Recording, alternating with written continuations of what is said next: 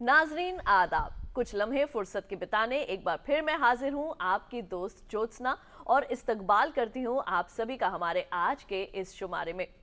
नाजरीन, हम खवातीन का जो है एक बहुत ही अच्छा रिश्ता होता है बावर्ची खाने से। अब आप ये सोच रहे होंगे कि ज्योत्सना ने अच्छा रिश्ता क्यों बोला, क्योंकि हमारा सारा वक्त जो है वो ज्यादातर बावर्ची खाने में ही गुजरता है, क्योंकि वही एक जगह है जहां पर हम लजीज पकवान बनाते हैं जो कि बहुत ही ज्यादा जायकेदार होते हैं। अब क्योंकि हम पूरा वक्त जो है वो बावर्ची खाने में बिताते हैं, तो हम घर के मैनेजर होने के साथ साथ शेफ भी हैं। तो अपने आज के इस शुमारे में हम आपकी मुलाकात करवाएंगे एक ऐसी ही फीमेल शेफ से, जानेंगे उनके एक्सपीरियंसेस और कुछ खास टिप्स भी। तो आइए इस्तकबाल करते हैं हमारी फीमेल शेफ जो आज हमारे साथ स्टूडियो में मौजूद है उनका। तो शेफ शैल, आपका बहुत बहुत इस्तकबाल है हमारे आज के इस शुमारे में। Thank you for having this show ma'am. And तो हम यहाँ पर जो है शेफ शैल से आज बहुत सी बातें करने वाले हैं और मुझे यकीन है इस बात का कि हमारे जितने नाजरीन, खास तौर से ख्वातीन जो इस वक्त हमें देख रही हैं, आज आपको कुछ नई रेसिपीज भी जो है वो थोड़ी बहुत मिलने वाली है, कुछ नए एक्सपीरियंसेस भी आपको जो है वो मिलने वाले हैं। आप कैसे घर बैठे आसानी से शेफ बन सकती हैं, ये भी आप हमारे आज के शुमारे से सीख पाएंगे। तो शेफ शैल, सबसे पहले तो आपसे मैं यहाँ पर ये जानना चाहूँगी, बहुत से नाजरीन इस वक्त हमारे जो व्यूअर्स हैं आपको देख रहे हैं, सबसे पहले तो आप ये बताइए कि शेफ बनने का ये जो आपका एक ख्वाब था, ये कैसे आपने देखा? क्या आप किसी से इंस्पायर हुई या जब आप छोटी थी आपको शुरू से ही ऐसा लगता था कि कुछ नहीं करना ज़िंदगी में, मुझे तो शेफ बनना है? बचपन से ही मेरा किचन एक फेवरेट प्लेस था और अपनी मॉम के साथ उनका हेल्प करना, मेरा अलग से किचन का एक कनेक्शन हुआ करता था। बट ये कनेक्शन मेरा मतलब सपना शेफ़ बनने का तब कंप्लीट हुआ जब मैंने एक टीवी में देखा एक फीमेल शेफ़ को कुकिंग करते हुए। उनके कॉन्फिडेंस, क्रिएटिविटी को देखकर मुझे भी ऐसा लगा कि मुझे भी बड़े होकर शेफ़ बनना है। सो मैंने सोचा कि मैं वहीं से अपना सपने को पूरा करूं। तो ये जो आपने शेफ बनने का सपना देखा, तो आप कितनी छोटी उम्र में थी उस वक्त और आपने किन्हें देखा था? अगर आपको कुछ याद हो तो कुछ अपने इस सफ़र के बारे में बताइए। कैसे ये सफ़र आपने शुरू किया? क्या आपने इसके लिए कोई तालीम जो है वो हासिल की, कोई पढ़ाई जो है वो आपने इसके लिए की है? तो इसके बारे में मैं जानना चाहूँगी। ओके, एक्चुअली मैं बचपन से संजीव कपूर जी के शो देखती थी। वो मेरे लिए बहुत इंस्पायर थे। एंड उनके जो एक कबाब थे मटर मुझे बहुत बचपन से पसंद थी पीस। तो मैंने I was in 6th class, मैं जब 6ठी क्लास में पढ़ती थी तो एक मटर का मैंने फ़र्स्ट टाइम कबाब बनाया। आप सोच लीजिए 6ठी क्लास में एक जो बच्चा है उसके क्या ही इतनी सूझ होएगी, वो मटर का कबाब बना रहा है। बट मेरी मॉम को था कि उनका ये था कि मेरे बच्चे पढ़ाई में आगे जाएँ, कुछ किचन में एंटर ना करें, ठीक है। बट मेरा एक हॉबी था किचन में जाने का। आफ्टर दैट मैंने अपनी स्टडी दिल्ली यूनिवर्सिटी से कंप्लीट करी, शादी हुई एंड वो जो शेफ बनने वाला सपना था थोड़ा सा बीच में रुक गया था। But really thank you for my husband, जिन्होंने मुझे दोबारा बोला कि नहीं, आप अपने सपने को कंप्लीट करो। तो आज मैं बस उन्हीं की बदौलत यहाँ पे शेफ़ हूँ। Thank you for my husband. बिल्कुल। जब हमारी ज़िंदगी में एक सपोर्टिव पार्टनर होता है तो हम अपनी ज़िंदगी के किसी भी पड़ाव को जो है वो आसानी से पार कर लेते हैं। हालांकि ये हम सब जानते हैं कि सबकी ज़िंदगी के अंदर कोई ना कोई स्ट्रगल्स, कोई ना कोई चैलेंजेस ज़रूर आते हैं। तो शेफ़ बनना एक और बात है, लेकिन उस दौरान वो जो आपका एक पड़ाव था ज़िंदगी का, वो जो एक सफ़र था, क्या उसमें किसी तरीके के कोई स्ट्रगल्स, कोई चैलेंजेस क्या आपने फेस किए? क्या उसके बारे में कुछ अपनी शेयर करना चाहेंगी बातें? हाँ जी, बिल्कुल। देखिए, जब आप एक मैरिड वीमन होते हैं और किसी भी कोर्स को आप ज्वाइन करते हैं तो आपके पास घर की रिस्पॉन्सिबिलिटी होती है, साथ में आपको इंस्टीट्यूट भी देखना है। तो मीनवाइल मैंने स्टार्ट करा अपनी जर्नी को शेफ़ के थ्रू, और जो घर का सपोर्ट था वो तो मुझे मिला। मेरी एक डॉटर है वो मुझे बहुत सपोर्ट करती है and she always teach me like mamma आज आप ये बनाइए, she love to eat Korean food. So उसके लिए ना, वैसे तो देखा जाए तो I am a bakery chef, but मेरी डॉटर की डिमांड रहती है different like food, mama's corn wrap बनाइए, ये वो। ऐसे ठीक है बेटा। तो मुझे ये लगा कि क्यों ना मैं कलनरी में मूव करूँ। सो मैंने कलनरी में अपना करियर मतलब पेस्ट्री का कोर्स करके कलनरी पे मूव करा। और इसके चलते मैंने अपनी इंटर्न कंप्लीट करी, जिसके लिए मुझे, आप बिलीव नहीं करेंगे, नाइट 4 o'clock तक मेरी इंटर्नशिप चलती थी। वो कंप्लीट करने के बाद घर आना, मॉर्निंग में फिर बच्चे को 6 बजे रेडी करके स्कूल भेजना, हेल्दी ब्रेकफास्ट देना उसको, एटलीस्ट बैलेंस डाइट वो ले, बिकॉज मेरे को ये लगता था मेरे करियर के लिए मेरा बच्चा कहीं सफ़र ना करे।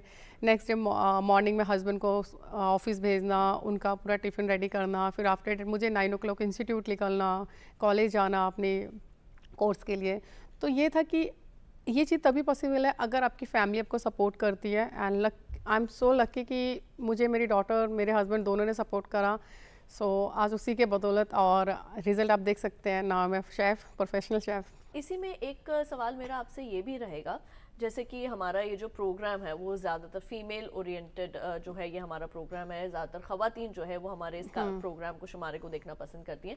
उनके लिए आप क्या बताना चाहेंगी, ये शेफ़ बनना किस हद तक एक अच्छी फील्ड है? क्योंकि अब आपको देख के बहुत सारी हमारी ख़वातीन जो है वो इंस्पायर होने वाली हैं। हाँ तो जी, हाँ जी। उनके लिए ये फील्ड कैसी है? या। कोई तो ख़वातीन ऐसी होती हैं जो घर से बाहर भी नहीं निकल पाती, तो क्या घर से ही एक किचन शुरू किया जा सकता है? हर किसी का मन करता है शेफ के जैसी बड़ी टोपी पहने और यस, शेफ यस, के यस। जैसा एप्रन हो और नाम का लेबल हो एप्रन के हाँ ऊपर, जी, हाँ कोट जी, के ऊपर, शेफ बिल्कुल। कोट पे।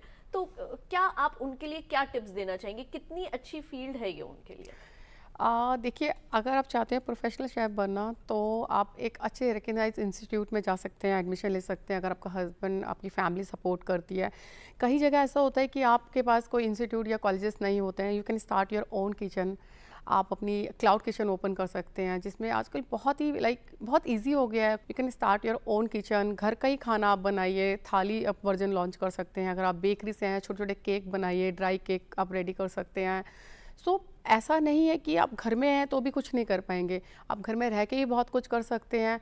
अगर आपके पास लगता है कि आप बाहर जा सकते हैं, तो मेरा सजेशन है कि प्लीज़ अपनी फैमिली को कन्विंस करिए, आप एक कोर्स ज्वाइन करिए, प्रोफेशनल बनिए। मीनवाइल अगर आपसे वो नहीं हो पा रहा है तो इट्स ओके, कोई बात नहीं, अपने पैशन को मत मारिए, आप घर में रह के अपनी किचन को स्टार्ट करें। वो जो घर का सफ़र है वो भी आपको बहुत ही आगे लेके जाएगा। जैसे कि मैं बताना चाहूँगी, मेरा यूट्यूब चैनल था, मैंने 6 साल पहले स्टार्ट करा था घर से, जिसमें आज अराउंड 1.25 मतलब ऑलमोस्ट 1.25 लाख मेरे सब्सक्राइबर हैं, and I got silver plate also. So ये था कि अगर आप मेहनत करेंगे तो आप डेफिनेटली आगे जाएंगे। आप अगर हार्ड वर्क करते हैं, चाहे आप घर हैं, कई लेडीज़ ये बोलती है कि नहीं हमें तो घर से बाहर जाने की फुर्सत ही नहीं मिलती। देखिए, टाइम तो आप हमेशा निकालना पड़ेगा। आप ये अगर आप टाइम को मैनेज करना सीख गए तो आप ये सोचिए आप सक्सेस वैसे ही हो गए हैं।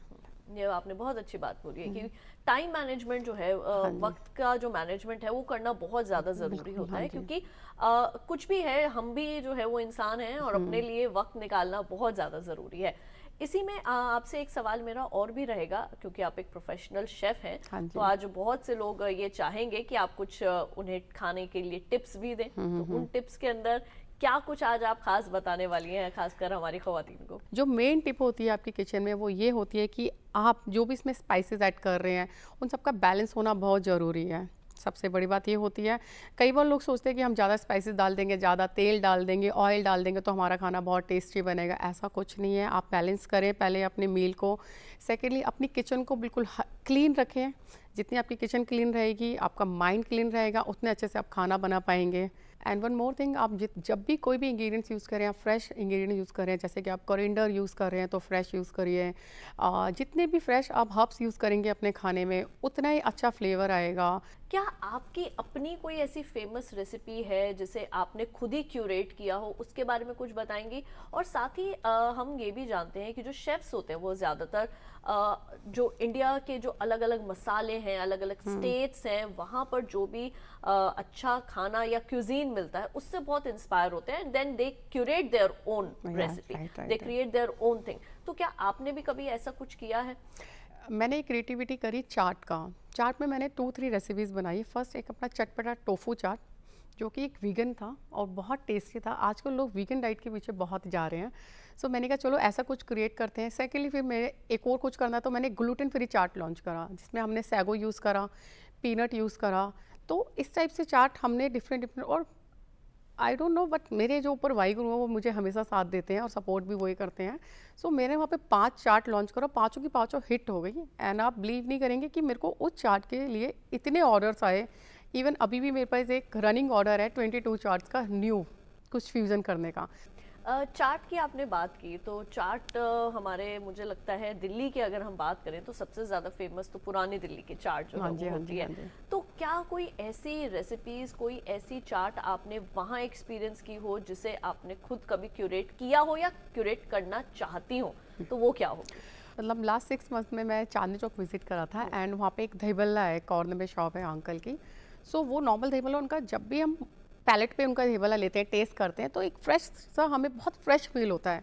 तो मेरे मन में ये आया क्यों ना इसको मैंगो दही बल्ला बनाया जाए। तो मेरी जो नेक्स्ट कैटरिंग में है ना, सॉरी मैंने यहाँ लिख कर दिया। थोड़ा सा हमारे आज के टॉपिक से मिला जुला सवाल है, बहुत ज़्यादा हटके भी नहीं है। हम देखते हैं आजकल सोशल मीडिया की लाइफ जो है वो बहुत ज़्यादा रनिंग है। हर कोई सुबह आँख खुलने से हाँ जी, हाँ जी। लेकर आँख सोने तक, मतलब हम देखते हैं कि बहुत सारी ऐसी ऐसी व्लॉगर्स हैं जो फूड को जाते हैं, टेस्ट करते हैं। कुछ ऐसे लोग भी हैं जो बहुत अलग तरीके का बाहर अनहेल्दी खाना बना रहे हैं, जैसे कोई कोल्ड ड्रिंक की मैगी बना रहा है, रसगुल्ला की चाट बना रहा है। आपको क्या लगता है एज अ शेफ कि ये चीज़ें कितनी ठीक है? सबसे पहले तो ये हमारी हेल्थ के लिए ही बिल्कुल अच्छी नहीं है, बिल्कुल, हाँ जी। बिकॉज इफ आप किसी कोल्ड ड्रिंक को अगर आप हीट कर रहे हैं तो दैट इज, मतलब वो तो बहुत ही हजार्डस है हमारी एग्जैक्टली, हेल्थ के लिए। बिल्कुल। तो इसके ऊपर क्या आप कुछ कमेंट करना चाहेंगे? आजकल तो ये भी हो रहा है कि गुलाब जामुन को क्या कर रहे हैं, आइसक्रीम, लाइक गुलाब जामुन को फ्राई करके लोग उसके ऊपर आइसक्रीम सर्व कर रहे हैं। दिस इज़ नॉट हेल्दी, बिल्कुल हेल्दी नहीं है आपके लिए, आपके बच्चों के लिए। तो उसे बिल्कुल आप अवॉइड करिए। अगर आप चीज़ यूज़ कर रहे हैं तो उसमें वेजिटेबल यूज़ करें, बिकॉज हर एक चीज़ का बैलेंस होता है। अगर आप खाली, जैसे सपोज मेरी ही बेटी है, मैं आपको बताती हूँ, she is love to eat margherita pizza. तो जो बेस होता है वो एटलीस्ट वो वेजिटेरियन होता है और उसमें वेजिटेबल्स होते हैं, तो वो जो ऊपर मैग्रीटा चीज़ होता है वो बैलेंस हो जाता है। इसी तरह से अगर आप प्रोटीन अगर इनटेक करना चाहते हो तो 11 ग्राम टू 70 ग्राम पर डे आप ले सकते हैं, बट इससे ज़्यादा आप लेंगे तो वो कहीं ना कहीं आपके शरीर में, कहीं ना कहीं बॉडी में प्रॉब्लम क्रिएट करेगा। तो बेटर है कि एक मील अपने घर में खाइए। अगर बाहर भी आप ले रहे हैं तो कई ऐसे रेस्टोरेंट होते हैं, they are provided healthy version जो अच्छा खाना आपको देते हैं। आपको उसमें मेंशन होता है क्या क्या इंग्रेडिएंट्स हैं, how much the protein here, तो वो सारी चीज़ें मेंशन होती है। आप वहाँ जाके अपना मील एंजॉय कर सकते हैं।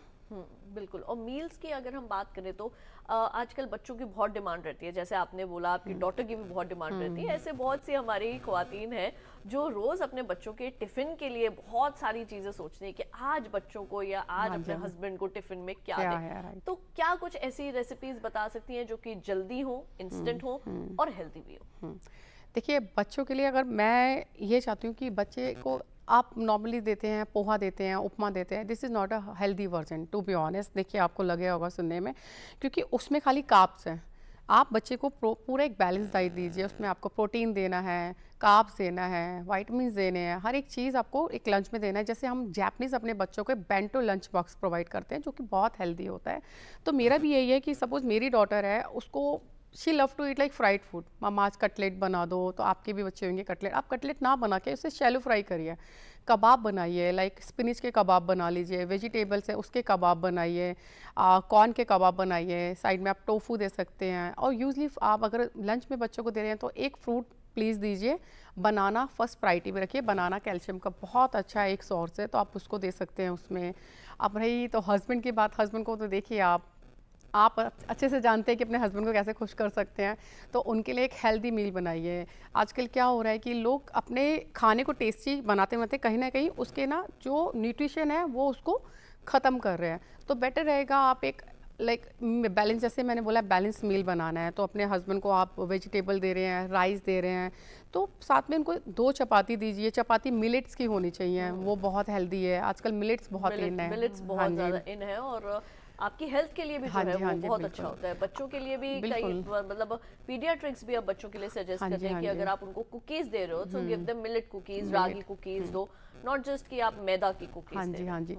मुझे वही याद आया, मैंने बकवीट, आप जानते होंगे बकवीट, अपना कुट्टू का जो आटा होता है, उसकी मैं अपने बेटे के लिए कुकीज़ बनाती हूँ। उसकी ब्राउनी बहुत ही टेस्टी है। इवन मैं आज भी ब्राउनी लेके आई थी, आई होप कि आपने टेस्ट करी है, वो भी मिलेट की है। एंड साथ में ये होता है कि मिलेट की नूडल, जैसे कि मेरी जो डॉटर है she love spaghetti, mamma spaghetti, वो पूरा आपको पता है मैदे का होता है। एंड लास्ट टाइम वो उस पर एडमिट भी हुई थी हॉस्पिटल में। वो मेरे लिए, मतलब मेरे घर में अभी बैन है, टोटली बैन। तो मैं उसके लिए क्या कोशिश करती हूँ कि मिलेट की स्पेगेटी नूडल बनाऊं, बहुत इजी है। ऐसा कुछ कोई उसमें रॉकेट साइंस नहीं है कि आप नहीं ये बना पाएंगे। आपको एक नॉर्मल डो रेडी करना है। अगर आप non vegetarian, you can add egg, नहीं तो आप उसमें बटर ऐड कर लीजिए थोड़ा सा, ठीक है। आप उसको डो बनाइए और मिर्च से नीट करिए, एक उसकी स्लाइसिंग कर लीजिए पतली पतली जैसे नूडल की होती है, बॉइल्ड वाटर में डाल के तो आपकी नूडल रेडी हो जाएगी। जस्ट फ्राइड जो नॉर्मल होता है। आप बच्चों को बोल सकते हो, बच्चा इट्स चारकोल बेस्ड नूडल, आजकल आपने देखा चारकोल बहुत चल रहा है, ब्लैक बर्गर, मेरी मोस्टली रेसिपीज़ में चारकोल होता है, तो बीटरूट बर्गर होते हैं लाइक। यहाँ पे हमने बच्चों की बात कर ली, लेकिन जो बुजुर्ग लोग हैं, जो एजेड लोग हैं, उनके लिए भी मैं चाहूँगी कि कुछ आज हम बात ज़रूर करें। अब जैसे मौसम में जो है वो बदलाव आ रहा है, अब धीरे धीरे हम थोड़ा कुछ वक्त के बाद हम सर्दियों की तरफ जो है वो जाएंगे। जब एक इंसान थोड़ा एज में आ जाता है, बहुत मुश्किल हो जाता है उनके लिए हैवी खाना खाना या उसे डाइजेस्ट कर पाना, तो ऐसे में कोई हेल्दी सूप्स क्या आप बता सकती हैं जिससे कि किसी भी तरीके के विटामिन या मिनरल्स की कमी भी उनके बॉडी में ना हो और हर प्रॉपर चीज़ जो है वो प्रॉपरली उनकी हेल्थ को भी अच्छा रखे?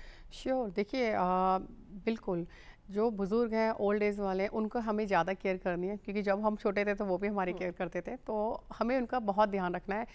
अगर बात होती है बुज़ुर्ग की, तो हम उन्हें दे सकते हैं सूप, बहुत अच्छे आइडिया हैं सूप के। आप स्पिनिच बना सकते हैं, पालक का सूप रेडी कर सकते हैं विद एस्पेरेगस। एस्पेरेगस तो देखिए हर जगह नहीं मिलता है, बट ये बहुत हेल्दी है, तो एस्पेरेगस को आप रिप्लेस कर सकते हैं। जो हमारा आता है ना, सांबर स्टिक्स आती हैं, ड्रम स्टिक्स, ड्रम स्टिक्स को आप पील कर लीजिए, उसका जेल अच्छे से उसका रिमूव करके उसका आप सूप रेडी करिए, बहुत हेल्दी होता है।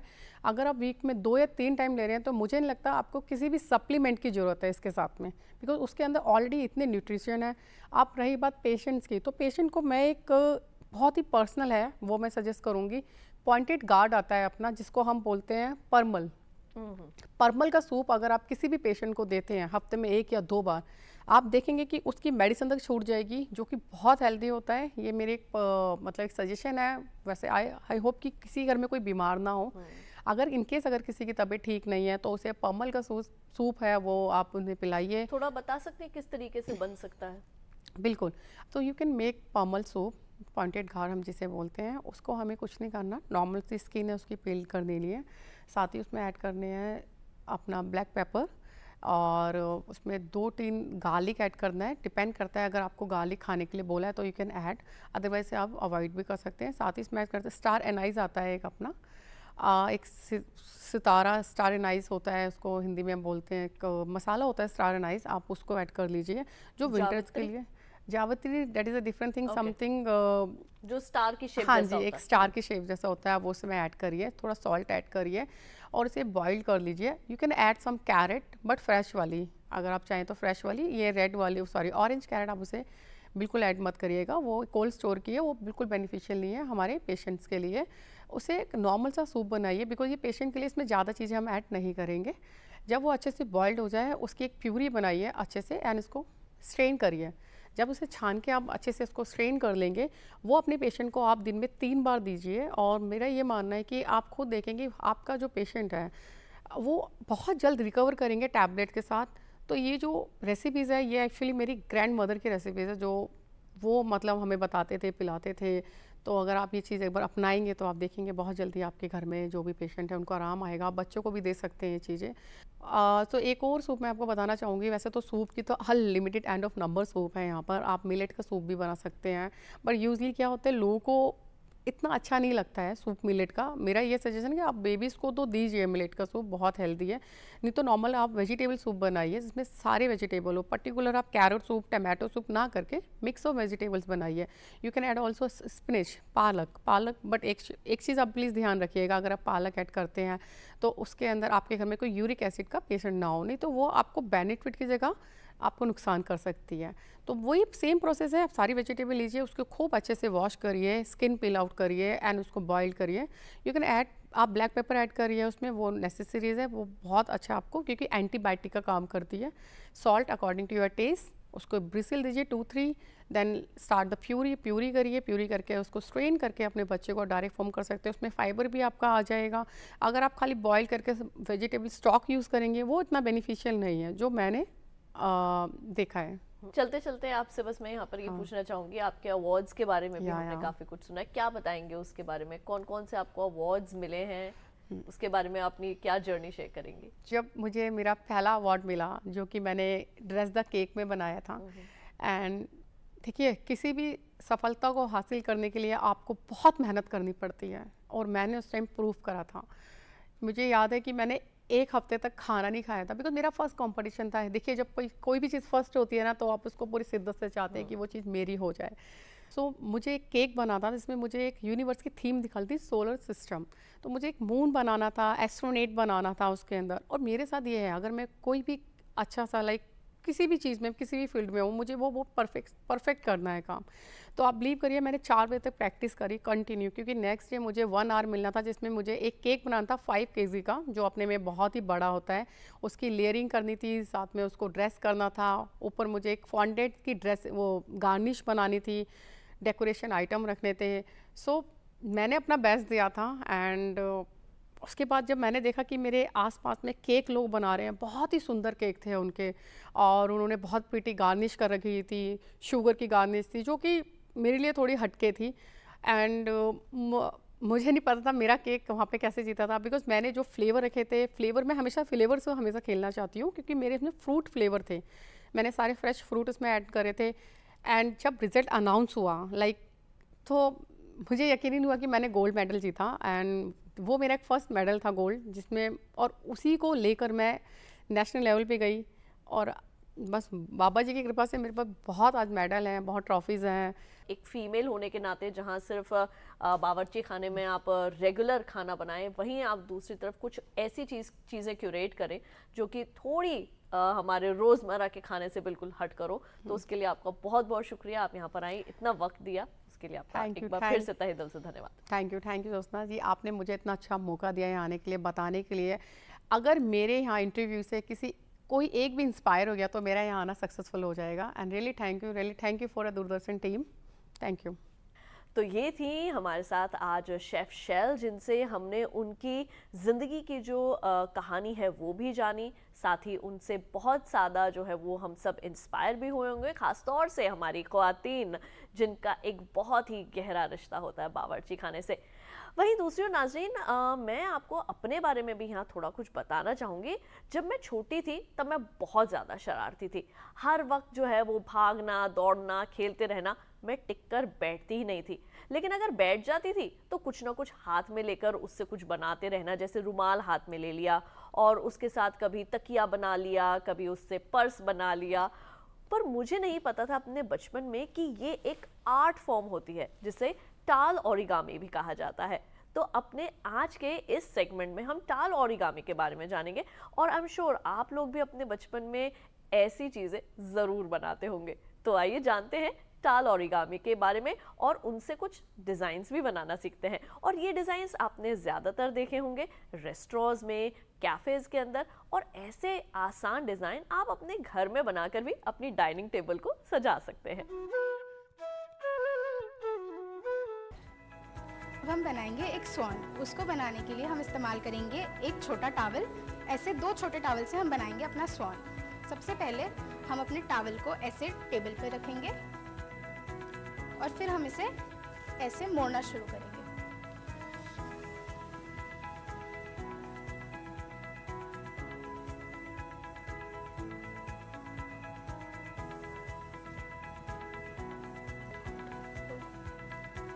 हम इसे दूसरी तरफ से भी ऐसे ही मोड़ेंगे।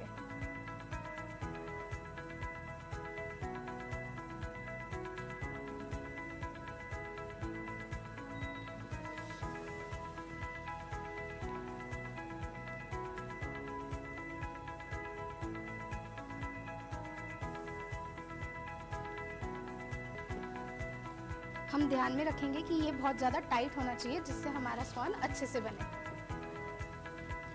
फिर हम दूसरे टॉवल से दोबारा ऐसा ही बनाएंगे।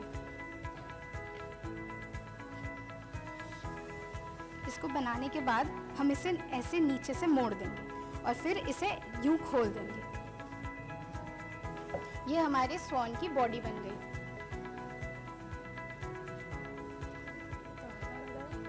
और फिर गले को बनाने के लिए इसको बनाने के लिए हमने जो पहले मोड़ रखा था टॉवल, उसको हम ऐसे मोड़ देंगे और इसके नीचे ऐसे लगा देंगे।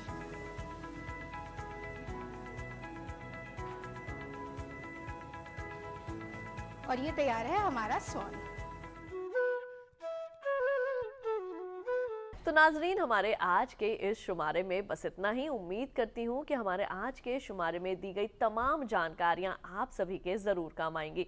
तो आज के लिए केवल इतना ही। मुझे दीजिए इजाज़त, लेकिन आप देखते रहिए DD उर्दू। खुदा हाफिज़।